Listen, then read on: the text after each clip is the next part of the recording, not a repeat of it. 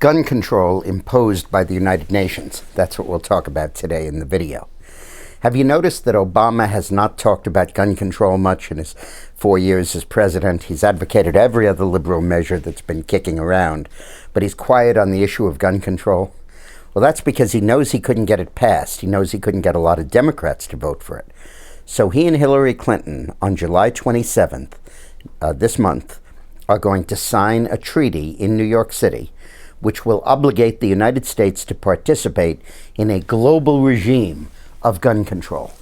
We talk about it in our book, Screwed, and we give you the background on it. But when we wrote this, they hadn't set the date for signing the treaty. But please read all about it here, because this is going to be one of the big fights we're going to have to wage, likely during the lame duck session of Congress. It's called the Arms Trade Treaty, the ATT. And again, what the UN always does is there's a theoretical upfront objective that they advertise, and then there's their real intent. The theoretical objective of the ATT is to regulate the arms trade so that we don't have this constant trade in munitions and death going back and forth across national borders. Of course, this is ridiculous because most of the arms trade is by the governments, and this does nothing to regulate government arms trafficking, but it does regulate individual arms trafficking. So the ostensible purpose of it is really a fraud, a feint.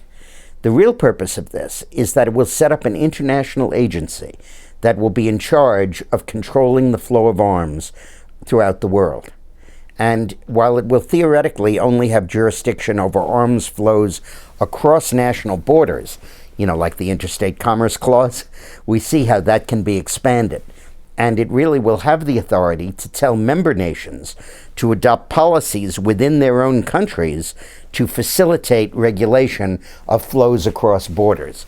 And those could include and will include registration, and may well include bans on arms and handguns and all of that. Now, if this treaty is ratified by the Senate, it assumes parity with the Second Amendment. It's as if there is a new 27th or 28th Amendment to the Constitution of this treaty, because the Supremacy Clause of the Constitution says treaties are the law of the land and cannot be overridden by acts of Congress or acts of the state legislature. In fact, even if we don't ratify the thing, but Obama signs it, under the Vienna Convention, we are obliged not to do anything to counter this treaty and while we're considering ratifying it. It's only if a subsequent president renounces the treaty, which he can't do after the Senate's confirmed it, but which he can before, that it's no longer binding on the United States. So for those of us who value the Second Amendment right to bear arms, this is absolutely pivotal.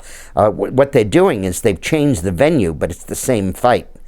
So please, this is going to come up for ratification in the fall.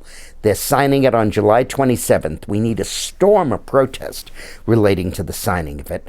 We have a petition on our site right next to, you can click on the link here to go to Hillary to oppose signing it. But please, this is something that's very, very important for all of us that value the Second Amendment and believe in it, that think that's what it says. Well, thanks very much for watching.